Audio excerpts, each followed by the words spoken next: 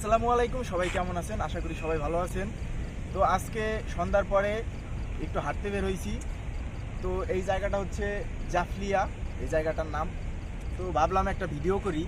আসলে আপনারা ফোনে, তারপর ভিডিওতে যে দুবাই সম্পর্কে, দুবাই যা দেখেন, ফোনের দুবাই আর বাস্তবের দুবাই আসলে এক না, ঠিক আছে? তো আমি এক ভাইয়ের সাথে কথা বলার চেষ্টা করব, দেখি আমাদের আশেপাশে কোনো ভাই ব্রাদার আছে নাকি। তো এখানে একজন ভাই বসা আছে।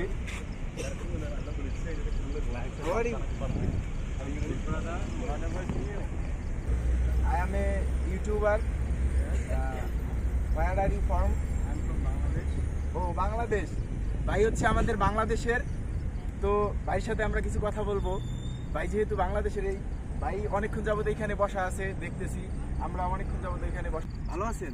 জি, আলহামদুলিল্লাহ ভালো আছি। তো আমাদের একটা ইউটিউব চ্যানেল আছে। তো আপনার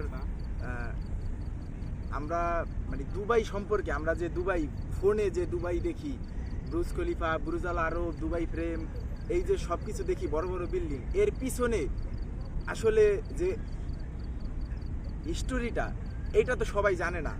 তো আপনি আসলে কতদিন হয়েছে আসছেন? আমি আসছি এই যে লাস্ট 2 মাস হলো আমি এখানে আসছি। ও আচ্ছা, তো 2 মাস হয়েছে।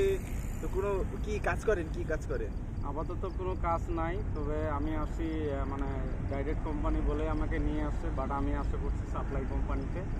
আমার এখনও কাগজপত্র সব প্রসেসিং চলতেছে, আমাকে আরও ওয়েট করতে হবে এক মাসের মতো। মোটামুটি মানে খারাপের মধ্যেই আছে আর কি, এটা ভালো বলে না।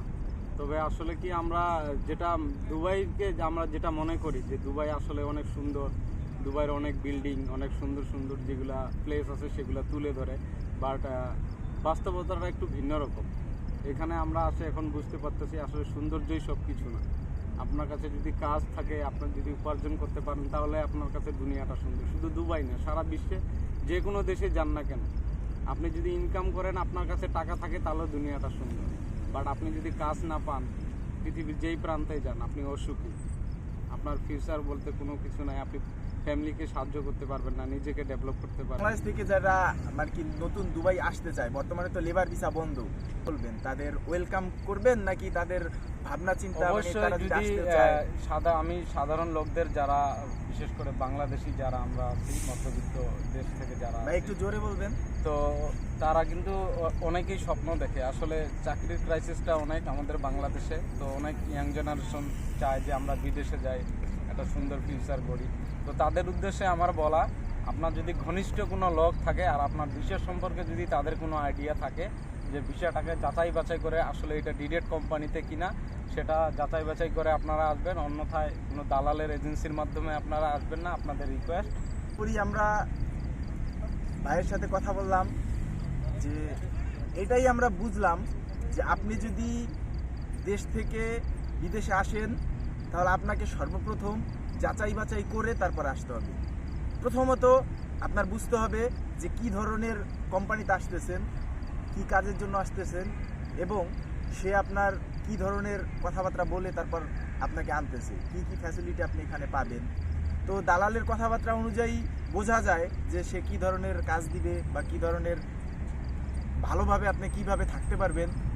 তো কিছু কিছু সাপ্লাই কোম্পানি আছে ভাই দুবাইতে, বা সব দেশেই আছে, যে যেমন দুবাইতে কিছু কিছু সাপ্লাই কোম্পানি আছে অনেক ভালো, যারা কোম্পানির মতো আর কি, প্রতি মাসের বেতন প্রতি মাসে দেয়, তাদের নিজস্ব কোম্পানির কার্ড থাকে, স্যালারিটা নিজস্ব কার্ডে ঢুকে, তো 2 বছর পর পর রিটার্ন টিকিট দেয়।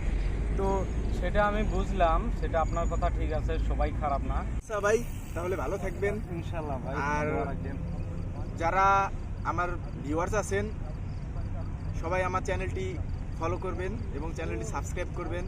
আপনাদের এই ভাইয়ের মতো আমিও এই দেশে যখন আসছি এরকমই বিপদে ছিলাম।